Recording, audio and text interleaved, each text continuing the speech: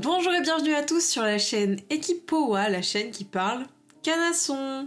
Aujourd'hui on se retrouve pour un nouveau concept de podcast. Je sais, il y en a beaucoup des nouveaux concepts de podcast en ce moment.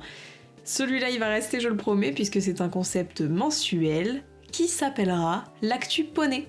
Ça faisait un moment que je cherchais un format différent qui me permettrait d'être un peu plus présente en podcast, parce que plus facile à faire, et en même temps plus léger, plus fun que ce que je fais habituellement, donc voilà le bébé. J'ai appelé ça Actu Poney pour paraître un peu plus mignon, un peu fun et avoir un nom qui sonne bien, mais globalement on va pas parler que de poney. Après attention, il faut savoir que je suis pas très portée compétition de base, j'y connais pas grand chose, enfin si en tant que pratiquante amatrice, mais c'est à peu près tout. Donc si vous voulez vraiment un récap des résultats en CSI ou que sais-je, je pense que vous serez mieux renseigné côté Jump Mag et compagnie sur Insta. Ils font du super boulot qui n'est pas le mien, j'en serais bien incapable. Donc allez-y, go. Moi j'ai pas trop de recul sur les compétitions. Bon évidemment s'il se passe des dingueries en compétition, on les abordera, je pense par exemple au pentathlon, on l'a tous en tête, mais j'aimerais plus parler de tout ce qui touche au bien-être des chevaux, aux avancées scientifiques intéressantes, voire les dramas, pourquoi pas, bref, de l'actu quoi. Et de l'actu rapide d'ailleurs, parce que j'ai pas envie de vous faire commencer votre mois par un podcast indigeste et extrêmement long, donc on va essayer d'aller assez rapidement. Et on est parti, aujourd'hui on a 5 sujets à voir, je pense pas que ce sera le cas tous les mois, mais on verra ce que l'avenir nous réserve. Et on commence directement par une actu un peu tristoune, je suis désolée, mais c'est celle qui a défrayé la chronique, donc je me devais d'en parler. Un cheval est mort sur le tournage des Anneaux de Pouvoir. Déjà, les Anneaux de Pouvoir, pour ceux qui connaîtraient pas, comme moi par exemple, c'est une série américaine Amazon Prime qui utilise l'univers du Seigneur des Anneaux. La saison 1, elle est sortie l'année dernière, donc là on est en plein tournage de la saison 2, et c'est là que s'est déroulé le drame. Les associations hurlent au scandale, c'est une catastrophe dans la presse, qu'est-ce qui s'est passé ? Le 21 mars, un cheval acteur de la série est décédé d'une crise cardiaque pendant un entraînement avant les prises. L'info elle est parue dans un communiqué de la plateforme, donc on n'en sait pas vraiment plus que ce qu'ils veulent bien nous dire sur le sujet. Par contre, ce qu'on sait, c'est que PETA, donc l'association internationale pour une éthique dans le traitement des animaux, elle a aussi envoyé un communiqué condamnant les choix d'Amazon d'utiliser de véritables animaux pour ses tournages. Je vous lis le communiqué, ce sera plus rapide et puis comme ça au moins je serai sûre de ne rien déformer.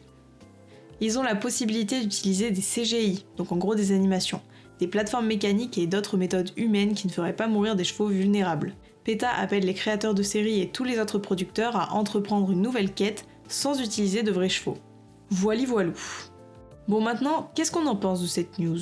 Loin de moi l'idée de vouloir vous dire ce que vous devez penser, puisque je serais bien mal placée pour parler, mais je pense que ça amène quand même un petit peu à la réflexion ce sujet. Je pense que c'est difficile de condamner une série entière quand on n'a pas les circonstances de l'accident. Bien encadré, ça peut bien se passer, mais on sait aussi que des accidents comme celui-là arrivent régulièrement. Bon, pas tous les jours, on va pas exagérer non plus, mais ça arrive, donc c'est compliqué de se positionner. Et puis bon, les accidents de type crise cardiaque, colique et j'en passe peuvent très bien arriver hors tournage de film, dans la vie de tous les jours avec nos propres chevaux. Donc on serait bien mal placé pour les condamner. Après, comme on sait pas vraiment ce qui s'est passé, c'est un petit peu compliqué. Après, évidemment, on est tous d'accord, des conditions de vie au pré, sans stress, avec de l'herbe et des copains, peuvent largement diminuer le problème, on est tous d'accord. Et puis bon, c'est vrai qu'utiliser des chevaux pour du divertissement à leurs risques et périls dans l'idée, c'est pas fou éthiquement, mais on peut dire aussi qu'on part de loin. Bon, c'est pas du tout une excuse, mais on peut dire qu'on part de loin. À une époque, je ne sais pas si vous le savez, j'en ai parlé dans un podcast il y a un peu plus d'1 an, vous irez le voir, on utilisait de vrais chevaux pour les cascades qu'on piégeait volontairement pour qu'ils tombent, et les blessures étaient souvent mortelles. Super. Ça c'était souvent le cas dans les westerns américains par exemple. Donc ce qu'on peut dire c'est qu'on progresse, il y a toujours des mauvaises manips, il y a toujours des erreurs, mais c'est moins pire qu'avant. Allez, deuxième news et on passe sur un sujet un petit peu plus funny puisqu'il s'agit d'une nouvelle étude qui nous révèle enfin qui étaient les premiers cavaliers du monde. Et c'était des Européens. 24 squelettes du néolithique ont été retrouvés dans des tombes en Hongrie, en Roumanie et en Bulgarie. La plupart de ces squelettes montrent des signes d'un stress physique caractéristique que cause le fait de monter à cheval. Ces squelettes étaient ceux des membres des Yamnas, qui étaient un peuple nomade de bergers, qui, il y a 5500 ans environ, a traversé l'Europe d'est en ouest. 5 d'entre eux montraient des lésions au niveau des vertèbres inférieures, un bassin plus dense et des stries sur leurs fémurs, signe de gros rider sa mère. Du coup, je sais pas si c'est stylé, mais si des extraterrestres décident de nous déterrer dans 1000 ans, ils pourront voir qu'on est des cavaliers parce qu'on est tout déformé, et ça c'est beau.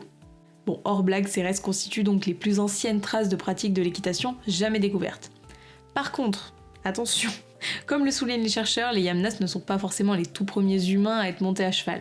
Les chercheurs ont quand même précisé que c'était peut-être pas les plus anciens et qu'avant de s'emballer, on allait préciser une petite nuance, c'est que ce sont simplement les preuves les plus solides d'une pratique de l'équitation à ce jour.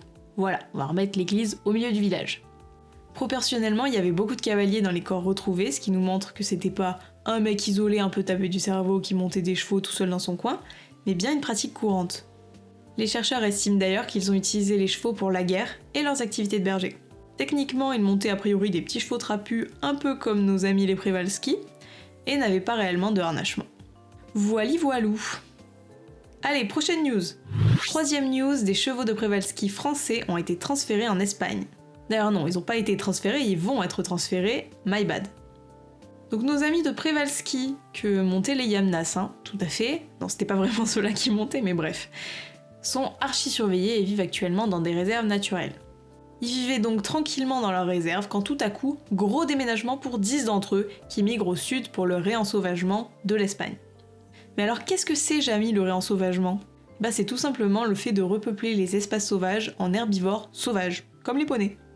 Ce concept, il sort pas du fin fond de la tête du gouvernement espagnol, il s'inscrit dans un projet, la COP15, signé par 136 pays en 2015, qui indique que dans chaque pays, on doit conserver 30% du territoire sauvage. L'objectif, c'est de rétablir un process écologique perdu, d'amener des herbivores qui font un travail de nettoyage de forêt, diminuer la masse forestière, diminuer le risque d'incendie et aider à améliorer la biodiversité. Tout le monde est content. Les chevaux sont donc transférés du parc des Monts d'Azur à Andon dans les Alpes-Maritimes à la région de Castille-la-Manche en Espagne. Ils ont d'ailleurs évoqué l'idée de laisser le public pouvoir observer ces chevaux sauvages, être sauvages. Donc si jamais ça vous intéresse pour vos prochaines vacances, commencez à réserver les billets. Ensuite, prochaine news et pas des moindres, du CBD pour les chevaux qui tiquent. Bon, loin de moi l'idée de vouloir droguer nos chevaux, mais pourquoi ne pas leur donner un 5 grammes quand ils tiquent ? Est-ce que ce serait pas une fantastique idée ? Non, en vrai, le CBD, c'est pas de la coque, on va redescendre. Il est disponible en vente libre pour les humains majeurs en France. Il est d'ailleurs connu et consommé pour ses effets anxiolytiques, antidépresseurs, antipsychotiques, antiépileptiques et anti-inflammatoires. Et ça fait beaucoup. On sait tous que les tics sont révélateurs d'un mal-être ou d'un stress, donc ça pourrait être une fameuse idée. Et c'est une étude publiée dans le Veterinary and Animal Science qui nous le raconte. Pour ce faire, ils ont donc pris une ancienne jument de sport de 22 ans qui tiquait depuis plus de 15 ans, malgré une retraite à 10 ans.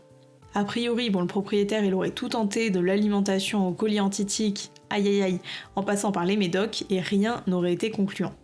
Bon, on se rend bien compte que passer des années à tiquer comme ça a des conséquences sur la santé de la jument, à savoir une usure inégale des dents, une posture dépressive, moins de muscles, poils ternes, cassants, un manque d'intérêt pour la nourriture, bref, c'est vraiment pas la joie.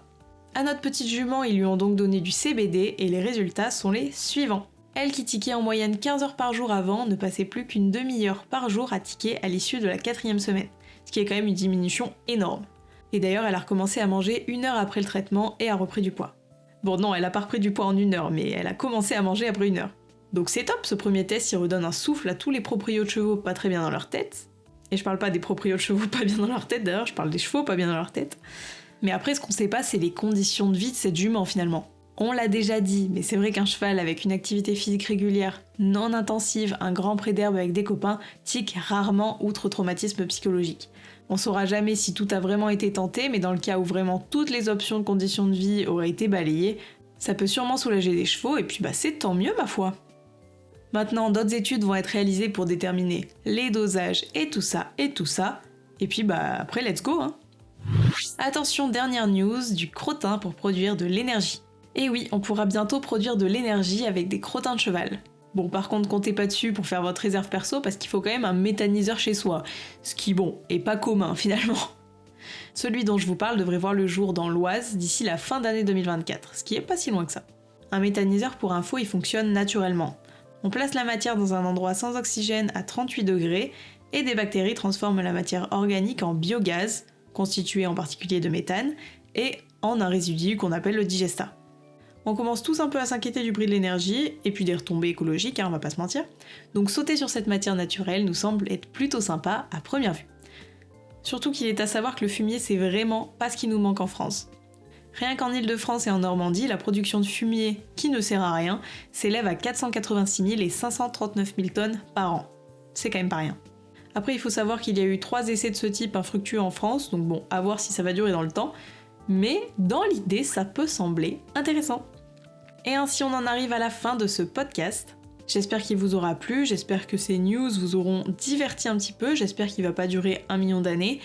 Vous pouvez évidemment noter le podcast, laisser un petit like, commenter, aller sur Instagram, sur TikTok, sur YouTube, sur Spotify, sur Apple Podcast, allez où vous voulez vraiment. Faites ce que vous voulez, ne faites rien même si le cœur vous en dit vraiment. Et puis on se retrouve la semaine prochaine pour une nouvelle vidéo. Un nouveau podcast d'ailleurs. Allez, tchuss!